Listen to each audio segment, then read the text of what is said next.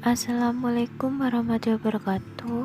Perkenalkan, saya Erika Fadilasari dari Prodi D3 Farmasi semester 3.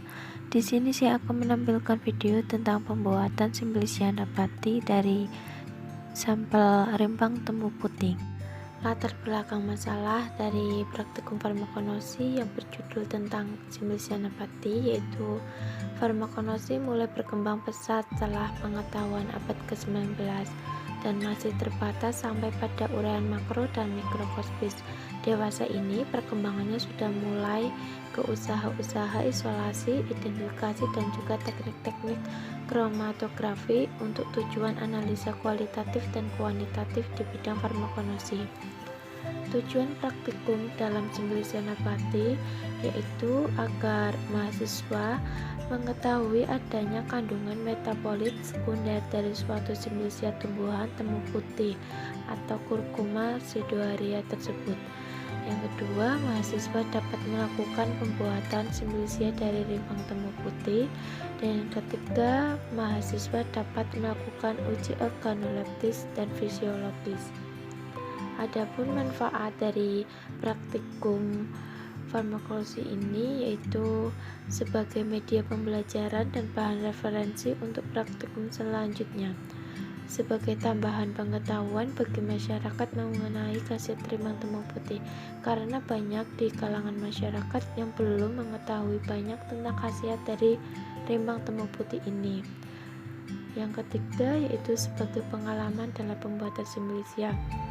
Pengalaman di sini untuk saya sendiri juga, karena pembuatan simplicia ini merupakan pengalaman pertama saya dalam pembuatan simplicia.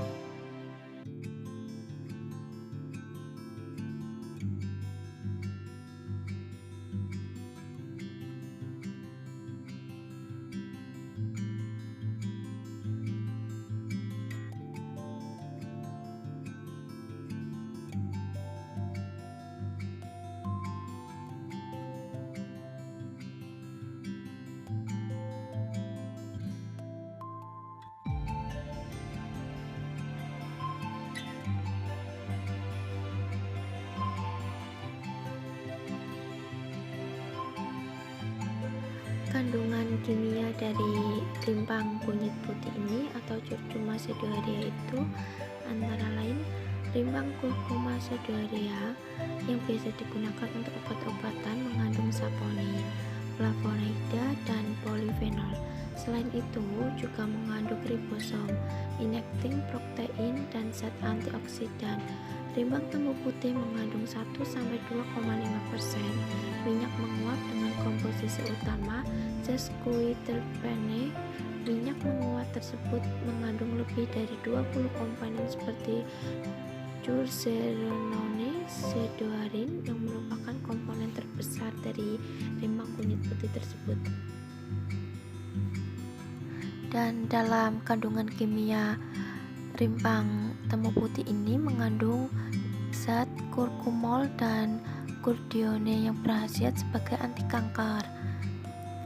Khasiat dan kegunaan rimpang kunyit putih atau temu putih ini biasanya itu berkhasiat untuk pelega perut, nyeri waktu haid, tidak datang haid, pembersih darah setelah melahirkan, memulihkan gangguan pencernaan makanan, sakit perut, rasa penuh dan sakit di dada, limfa, anti kanker, atasi kista, dan lain-lain.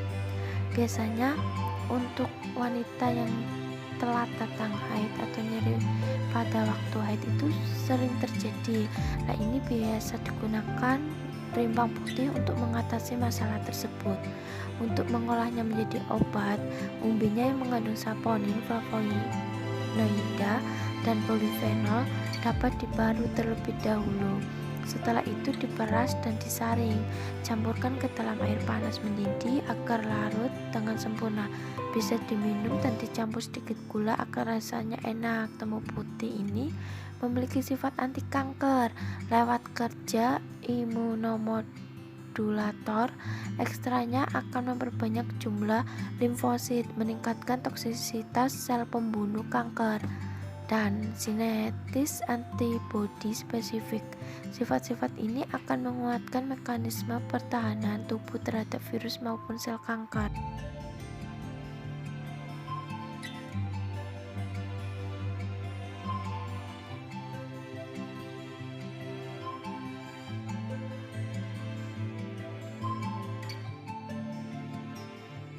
Nah, untuk melakukan pembuatan Similisia nabati dari kunyit putih atau temu putih, alat yang diperlukan yaitu pisau, talenan, baskom, penampan, plastik klip, rimpang temu putih.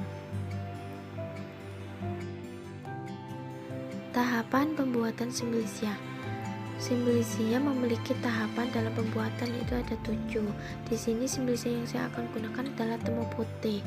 Yang pertama yaitu pengumpulan bahan baku. Berarti bahan baku yang akan dijadikan similisia tersebut kita cari dan dikumpulkan menjadi satu. Bagian yang digunakan di sini adalah rimpang. Waktu panen dengan umur 10-12 bulan. Waktu yang saya gunakan adalah 10-12 bulan karena pada rimpang temu putih umur 10-12 bulan merupakan umur yang sudah siap dipanen. Apabila umur di bawah dari 10-12 bulan, kemungkinan bentuk rimpang akan tidak terlalu besar. Ukuran tanaman rimpang di sini itu tinggi sampai 1,5 meter. Alamat panen, saya mengambil rimpang temu putih ini di kebun di Desa Pager Gunung, RT 1 RW 3, Kecamatan Ulujami, Kabupaten Pemalang, Provinsi Jawa Tengah pada pukul jam 3 sore. Periode panen temu putih itu atau kunyit putih dilakukan di musim kemarau karena pada saat itu sari atau zat yang terkandung di dalamnya mengumpul. Selain itu, kandungan air dalam rimpang sudah sedikit sehingga mudah dalam pengeringannya.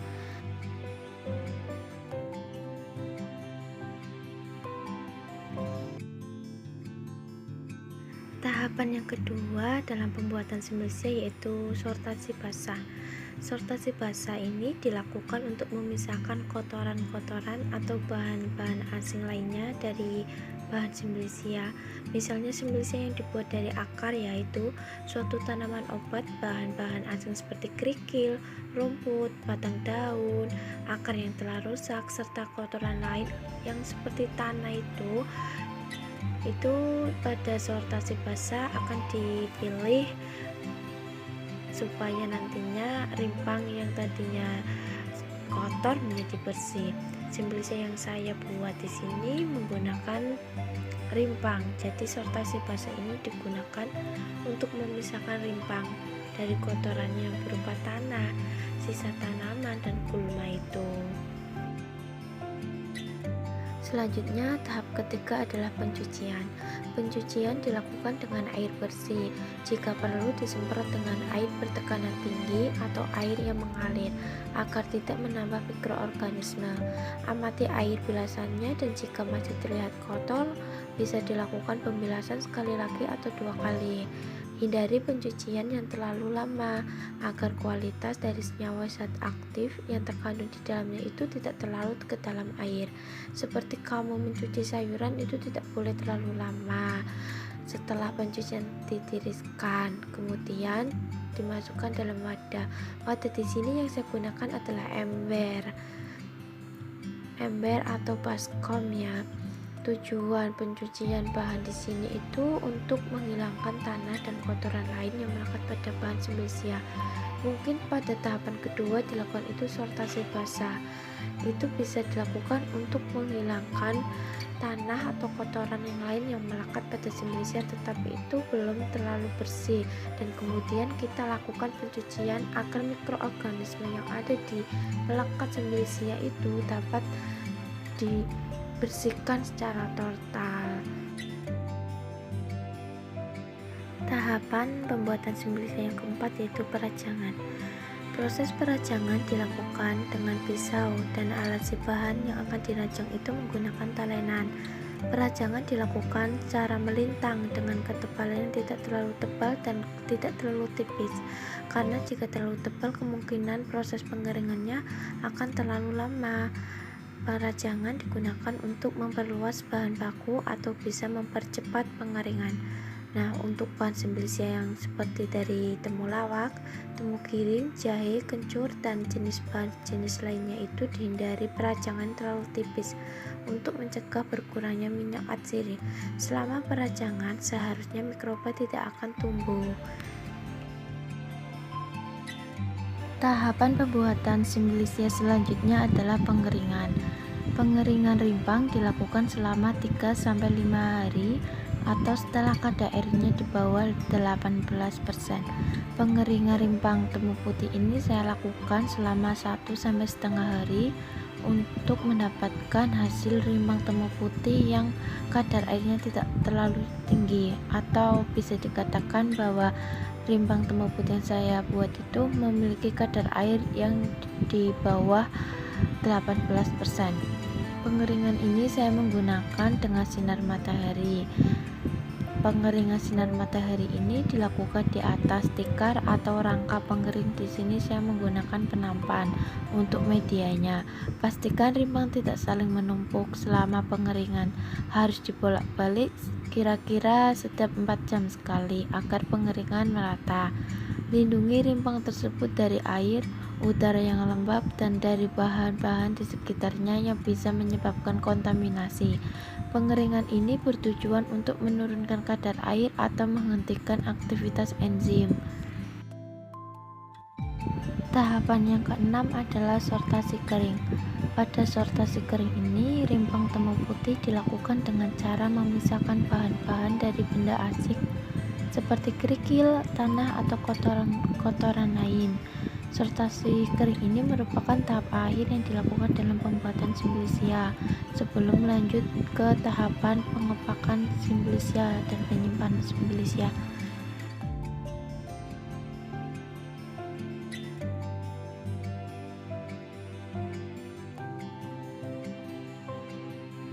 Tahapan terakhir adalah pengepakan dan penyimpanan. Setelah bersih, rimpang yang kering dikumpulkan dalam wadah kantong plastik atau karung yang bersih dan kedap udara yang belum pernah dipakai sebelumnya. Diberikan label yang jelas pada wadah tersebut yang menjelaskan nama bahan dan bagian yang diambil dari tanamannya untuk dijadikan simbilisia tersebut. Kondisi dari penyimpanan harus dijaga agar tidak lembab dan suhu tidak melebihi 30 derajat Celcius, terhindar dari kontaminasi bahan lain yang dapat terkontaminasi bahan lain yang dapat menurunkan kualitas bahan. Tempat penyimpanan harus bersih dan terhindar dari hama. Pengemasan di sini saya menggunakan plastik klip, dan label yang saya buat menggunakan kertas biasa yang ditulis nama dan bagian dari tanamannya.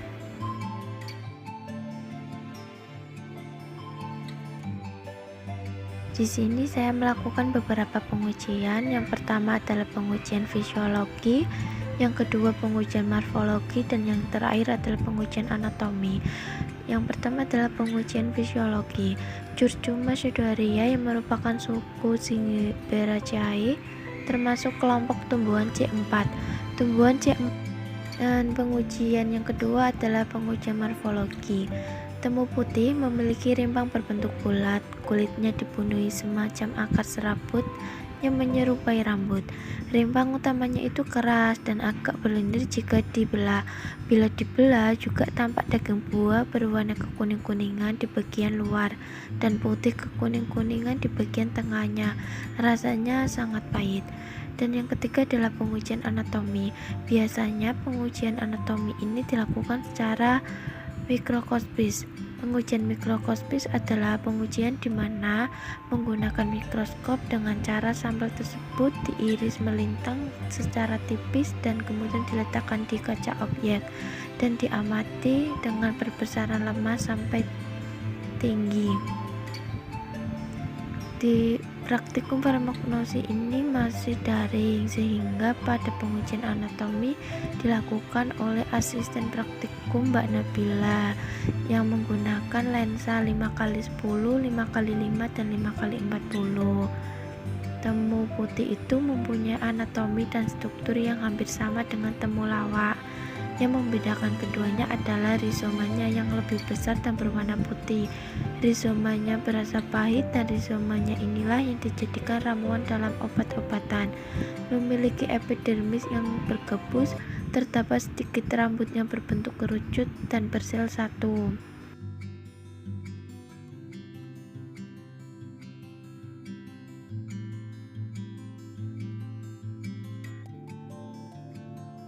Untuk pembahasannya yaitu temu putih Curcuma sidoaria. Menurut beberapa sumber itu Simplicia tersebut mengandung metabolit sekunder, diantaranya saponin, flavonoida, dan polifenol. Saponin sendiri merupakan senyawa glikosida kompleks, yaitu senyawa hasil kondensasi suatu gula dengan suatu senyawa hidroksil organik yang apabila dihidrolisis akan menghasilkan gula dan non-gula. Flavonoid adalah suatu kelompok senyawa fenol yang terbanyak terdapat di alam. Polifenol adalah kelompok zat kimia ditemukan pada tumbuhan. Zat ini memiliki tanda khas yakni memiliki banyak bukit fenol dalam molekulnya. Pada hasil percobaan diketahui bahwa sampel temu putih yang diperiksa mengandung senyawa metabolit primer yaitu saponin, flavonoida, tanin, dan kuinon.